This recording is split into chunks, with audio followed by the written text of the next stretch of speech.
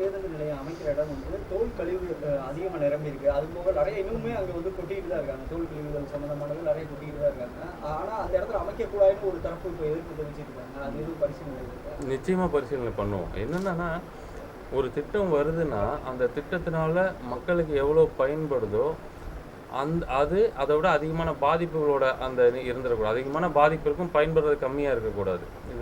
இந்த நோக்கத்தோடு தான் தமிழக வெற்றி கழகம் ஒவ்வொரு திட்டத்தையும் அணுகுது.